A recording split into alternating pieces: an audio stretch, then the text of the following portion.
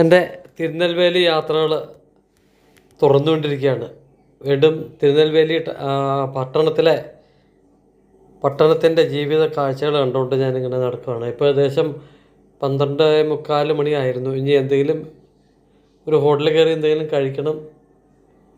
2:10 ഒരു കോട്ടയം ബസ്സുണ്ട്, അപ്പോൾ അത് പിടിക്കണം എന്നുള്ളതാണ് എൻ്റെ ഒരു ആഗ്രഹം. ഇവിടുത്തെ വേറെ കാഴ്ചകളിലേക്ക് ഒരു നല്ലയ്യപ്പർ എന്ന് പറയുന്ന ഒരു ശിവക്ഷേത്രമുണ്ട് ഇവിടെ.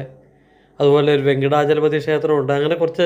അങ്ങനെ ക്ഷേത്രങ്ങളുടെ കാഴ്ചയും ടൂറിസ്റ്റ് പ്ലേസസൊക്കെ ഉണ്ടെങ്കിൽ പോലും ഇന്ന് എനിക്കത് പോകാനുള്ള ഒരു സമയക്കുറവ് കാരണം ഞാൻ തിരുനെൽവേലി ടൗണിലെ ജീവിത കാഴ്ചകൾ മാത്രം കണ്ടുകൊണ്ട് തിരിച്ചു പോകാനാണ് എൻ്റെ പരിപാടി. ഏതായാലും ഞാൻ റെയിൽവേ സ്റ്റേഷനിൽ നിന്ന് വരുമ്പോഴത്തേക്കും മുമ്പിൽ കണ്ട ഒരു ഫ്ലൈ ഓവറിൻ്റെ താഴെക്കൂടെ നടക്കുകയാണ്.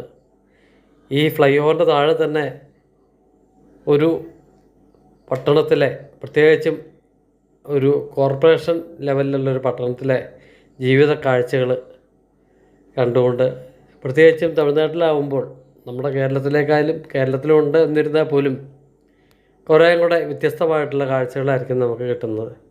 അങ്ങനെ നടക്കുമ്പോൾ ഞാൻ ആലോചിക്കുന്നത് തിരുനെൽവേലിയുടെ ചരിത്രത്തെക്കുറിച്ചാണ്. ഇത് ബ്രിട്ടീഷ് ഭരണകാലത്ത് ടിന്നവെല്ലി എന്നാണ് അറിയപ്പെട്ടുകൊണ്ടിരുന്നത് ഈ തിരുനെൽവേലി. ബ്രിട്ടീഷ് ഭരണം അവസാനിച്ചതോടുകൂടി ആ തിരുനെൽവേലി എന്നുള്ള ആ പഴയ പേര് ഒരുപക്ഷെ തിരിച്ച് കിട്ടുകയും അതേപോലെ ഇതൊരു ജില്ലയായിട്ട് പ്രഖ്യാപിക്കപ്പെടുകയും ചെയ്യുകയുണ്ടായി. ഇതിന്ന് അതിനുശേഷം 1994 ഈ തിരുനെൽവേലി എന്ന് പറയുന്ന ഈ നഗരം ഒരു മഹാനഗരമായിട്ട്, കോർപ്പറേഷനായിട്ട് പ്രഖ്യാപിക്കുന്നത്. തമിഴ്നാട്ടിലെ 4ാമത്തെ ഏറ്റവും വലിയ നഗരമായിട്ടാണ് തിരുനെൽവേലി കണക്കാക്കപ്പെടുന്നത്. അതുകൊണ്ട് നമുക്കറിയാം ചെന്നൈ ആണ് ഏറ്റവും മുൻപന്തിയിൽ. അതിൽ രണ്ടാമത്തേന് വേറെ ഒരു അവകാശികളില്ല, കോയമ്പത്തൂർ തന്നെ. അതേപോലെ തന്നെ മധുരയാണ് 3ാമത്തെ നഗരം. പക്ഷേ സേലമാണോ തിരുനെൽവേലിയാണോ 4ാമത്തെ നഗരം എന്ന് ചോദിച്ചാൽ അത് ശരിക്കും തിരുനെൽവേലി തന്നെയാണ്. അതുപോലെ തിരുനെൽവേലി തൊട്ടടുത്താണ് തൂത്തുക്കുടി എന്ന് പറയുന്ന തമിഴ്നാട്ടിലെ പ്രസിദ്ധമായിട്ടുള്ള ആ തുറമുഖ പട്ടണമുള്ളത്. ഏകദേശം 58 കിലോമീറ്റർ എന്നാണ് ഗൂഗിൾ പറയുന്നത്.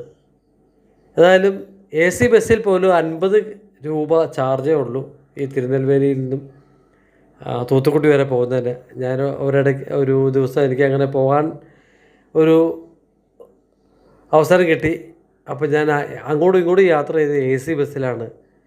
50 രൂപയേ ഉള്ളൂ തമിഴ്നാട് TNSTCയുടെ AC ബസ്സിന് തിരുനെൽവേലിയിൽ നിന്നും തൂത്തുക്കുടിയിലേക്ക്. അതായത് ഏറ്റവും പ്രത്യേകമായിട്ടുള്ള കാര്യം എന്താണെന്ന് വെച്ചിട്ടുണ്ടെങ്കിൽ വേറെ ഇടയ്ക്ക് സ്റ്റോപ്പുകളൊന്നുമില്ല. തിരുനെൽവേലിയിൽ നിന്ന് എടുക്കുന്ന ബസ് അവിടുത്തെ ആ ലോക്കൽ 1, 2, 3 സ്റ്റോപ്പുകൾ നിർത്തിയ ശേഷം പിന്നെ ബസ് നിർത്തുന്നത് തൂത്തുക്കുടി ബസ് സ്റ്റേഷനിലായിരിക്കും. അങ്ങനെ ഒരു പ്രത്യേകതയുണ്ട്. അതുപോലെ ഇവിടുന്ന് കന്യാകുമാരി 73 കിലോമീറ്ററേ ഉള്ളൂ. അത് കന്യാകുമാരിയുടെയൊക്കെ വളരെ അടുത്ത് സ്ഥിതി ചെയ്യുന്ന ഒരു സ്ഥലമാണ് തിരുനെൽവേലി. അപ്പോൾ അതുപോലെ ഞാൻ നേരത്തെ കഴിഞ്ഞ പ്രാവശ്യം താമ്രപരണി എന്ന് പറഞ്ഞൊരു നദിയുടെ കാര്യം ഞാൻ കാണിച്ചായിരുന്നു വീഡിയോയിൽ. ശരിക്കും താമിരഭരണി എന്നാണ് ആ നദിയുടെ പേര്. അതുപോലെ തന്നെ ഇതിൻ്റെ ഇരട്ടയായിട്ടുള്ള പാളയംകോട്ട, അവിടെയാണ് ശരിക്കും ഈ MGR ബസ് സ്റ്റാൻഡ് ഇപ്പോൾ സ്ഥിതി ചെയ്യുന്നത്, ഞാൻ മനസ്സിലാക്കിയെടുത്തോളം.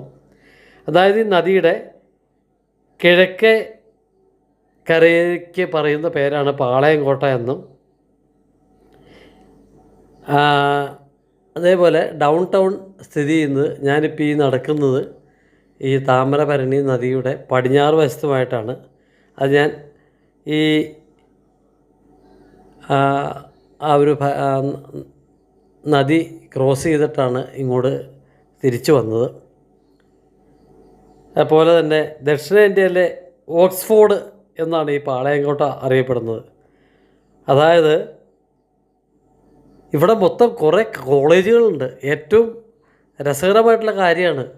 പക്ഷെ ഞാൻ ഇങ്ങനെ നടക്കുമ്പോഴും ഈ പറഞ്ഞ പോലെ ഞാൻ ഗൂഗിളിൽ ജസ്റ്റ് ഒന്ന് അടിച്ചു നോക്കിയപ്പോഴാണ് ഇത്രയും കോളേജുകളിവിടെ ഉണ്ട്. അതുപോലെ ദക്ഷിണേന്ത്യയിലെ ഓക്സ്ഫോർഡ് എന്ന് വിളിക്കപ്പെടുന്ന ഒരു സ്ഥലമാണ് എന്നുള്ളതൊക്കെ എനിക്ക് പുതിയൊരു അറിവായിരുന്നു. അതുപോലെ തന്നെ ഈ തിരുനെൽവേലിയുടെ ചരിത്രത്തിലേക്ക് നമ്മളൊന്ന് കണ്ണോടിച്ചാൽ ഇതൊരു വളരെ പുരാതനമായിട്ടുള്ള ഒരു നഗരമാണ്.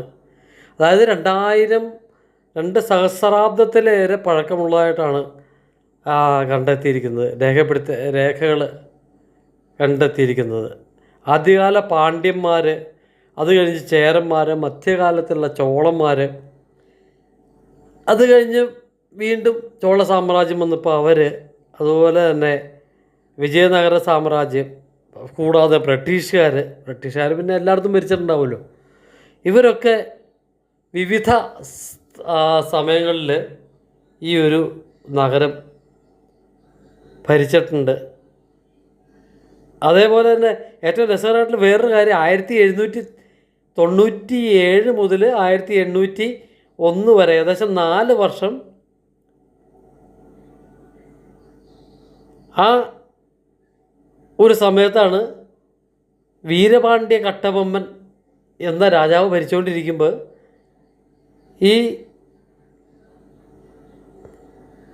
ഇവിടെ വലിയൊരു യുദ്ധം നടന്നിട്ടുണ്ട്. അത് ബ്രിട്ടീഷ് ഈസ്റ്റ് ഇന്ത്യ കമ്പനിയുടെ സൈന്യവും ഉൾപ്പെട്ട പോളിഗർ യുദ്ധം എന്നാണ് അത് അറിയപ്പെടുന്നത്.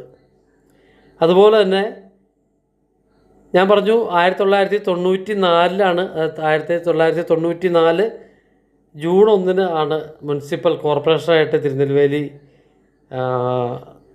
സ്ഥാപിതമാവുന്നത്. അതുപോലെ 189 190 ചതുരശ്ര കിലോമീറ്ററാണ് ഇതിൻ്റെ ഒരു വിസ്തീർണം എന്ന് പറയുന്നത്. അതുപോലെ ഇന്ത്യയിലെ മറ്റു ഭാഗങ്ങളായിട്ട് തിരുനെൽവേലിക്ക് വന്നെങ്കിൽ റോഡ്, റെയിൽ അതുതന്നെയാണ് മെയിനായിട്ടുള്ള ഒരു ഗതാഗത മാർഗം. പിന്നെ തൂത്തുക്കുടിയിൽ നിന്ന് വിമാനത്താവളമുണ്ട്. അതാണ് ഏറ്റവും അടുത്തുള്ള ഒരു ആഭ്യന്തര വിമാനത്താവളം എന്ന് പറഞ്ഞത്. തൊട്ട് ഏകദേശം ഒരു 180ഓളം കിലോമീറ്റർ പോയിട്ടുണ്ടെങ്കിൽ മധുര വിമാനത്താവളം ഒക്കെ ഉണ്ട്. അങ്ങനെ ഉള്ള കാര്യങ്ങളുണ്ട്. അതുപോലെ വ്യവസായങ്ങളിലാണെങ്കിൽ ഭരണ സേവനങ്ങൾ, അഡ്മിനിസ്ട്രേറ്ററി സേവനങ്ങൾ, കാർഷിക വ്യാപാരം, ടൂറിസം, ബാങ്കിങ്, കാർഷിക യന്ത്രങ്ങളുടെ വിവരസാങ്കേതിക വിദ്യ,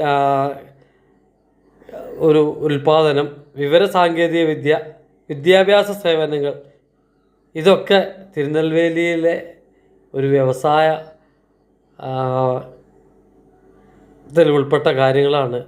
അതായത് ഏകദേശം വാർഷിക വരുമാനം എന്ന് പറഞ്ഞാൽ ഏകദേശം 212 കോടി രൂപയാണ് തിരുനെൽവേലി സിറ്റിയുടെ ഒരു വാർഷിക വരുമാനം എന്ന് പറഞ്ഞത്. അതേപോലെ തന്നെ ഈ തിരുനെൽവേലി എന്നുള്ള ആ ഒരു പേര് ശരിക്കും വരുന്നതിന് ഒരു കാരണം എന്താണെന്ന് വെച്ചാൽ, അത് ഒരു ഭക്തൻ്റെ നെൽകൃഷി സംരക്ഷിക്കാനായിട്ട് ഒരു വേലിയുടെയും മേൽക്കുരയുടെയും രൂപത്തിൽ ശ്രീപരമേശ്വരൻ ഇറങ്ങി വന്നതായിട്ട് സ്വാമി, ഞാൻ നേരത്തെ പറഞ്ഞിരുന്നു, സ്വാമി നെല്ലയ്യപ്പർ ക്ഷേത്രത്തിലെ ലിഖിതങ്ങൾ ഇങ്ങനെ ഒരു ഐതിഹ്യം പറയുന്നുണ്ട്. അതുപോലെ തന്നെ ഈ ശ്രീ പരമേശ്വരൻ പ്രത്യക്ഷപ്പെട്ടതായി വിശ്വസിക്കപ്പെടുന്ന ഒരു ക്ഷേത്രമാണ് നെല്ലയ്യപ്പർ ക്ഷേത്രം എന്ന് പറഞ്ഞത്. അതുപോലെ തന്നെ അവിടെ മുളയുടെ സാന്നിധ്യം ഉള്ളതിനാൽ ആ ഒരു സ്ഥലം, അതായത് ആ ക്ഷേത്രം ഇരിക്കുന്ന സ്ഥലം വേണുവനം എന്നും കൂടെ അറിയപ്പെടുന്നുണ്ട്. അങ്ങനെ ഒരു രസകരമായിട്ടുള്ള ഒരു സംഭവം കൂടെ ഉണ്ട്. അപ്പം ഞാൻ നടന്ന് ഒരു ഹോട്ടൽ നോക്കിയാണ് ഇപ്പോൾ എൻ്റെ നടപ്പ്. അപ്പോൾ ഞാൻ തിരുനെൽവേലിയിലെ പഴയ ബസ് സ്റ്റാൻഡിൻ്റെ മുമ്പിൽ കൂടെ നടക്കുമ്പോൾ അയ്യന്മാർ വന്നിരുന്ന ബസ്സുകൾ പാർക്ക് ചെയ്തിരിക്കുന്നത് കാണാം. അവർ അവിടെ നല്ല തകൃതിയായിട്ടുള്ള ഷോപ്പിങ്ങിലാണ്. നമ്മുടെ കേരളത്തിലെ പോലെയൊന്നുമല്ല. അവർ മലയ്ക്ക് പോയിച്ച് വരുമ്പോൾ കുറേ ഷോപ്പിംഗ് നടത്തി ആണ് അവർ വീട്ടിലേക്ക് തിരിച്ചു ചെല്ലുന്നത്. എല്ലാവർക്കും എന്തെങ്കിലും ചെറിയ ചെറിയ സമ്മാനങ്ങളൊക്കെ കൊണ്ടാണ് അവർ ചെല്ലുന്നത്. അപ്പോൾ അങ്ങനെ അയ്യപ്പന്മാരുടെ ഒരു സംഘം തന്നെ മിക്കവാറും എല്ലാ കടകളിലൊക്കെ ഉണ്ട്. അപ്പോൾ ഞാൻ അവിടെ ആയിട്ടൊരു ഹോട്ടൽ ഞാൻ കണ്ടു. അത് ശരവണ ഭവൻ എന്ന് പറഞ്ഞൊരു ഹോട്ടലിൻ്റെ ബോർഡ് കൊണ്ടു. ഏതായാലും അങ്ങോട്ട് നടക്കുകയാണ്. ചോറ് ഇപ്പം ഞാൻ സാധാരണ ഊണ് കഴിക്കാറില്ല തമിഴ്നാട്ടിൽ വന്നിട്ട്. കാരണം നമുക്ക് മിക്കവാറും കറികളൊക്കെ അവരുടെ ആ ഒരു രീതിയിലുള്ള കറികൾ എനിക്ക് നേരത്തെ ഇഷ്ടമായിരുന്നു. പക്ഷേ ഇപ്പോൾ അതിൽ കൂടുതലായിട്ട് അവരുടെ ആ ഒരു മസാലകളുടെ ഒരു സാന്നിധ്യം ഉള്ളതായിട്ട് നമുക്ക് പല കറികളും രുചിക്കാതെ വരുന്നു. അതുപോലെ 150 170 ഊണിന് ചാർജ്. അപ്പോൾ അതുകൊണ്ട് എന്തെങ്കിലും കഴിക്കണം. അതിനുവേണ്ടി ഹോട്ടലിലേക്ക് പോവാണ്. ഇത് കഴിഞ്ഞ് നേരെ MGR ബസ് സ്റ്റാൻഡിൽ ചെല്ലുക, കോട്ടയം ബസ് പിടിക്കുക എന്നുള്ളതാണ് എൻ്റെ ഒരു പ്ലാൻ.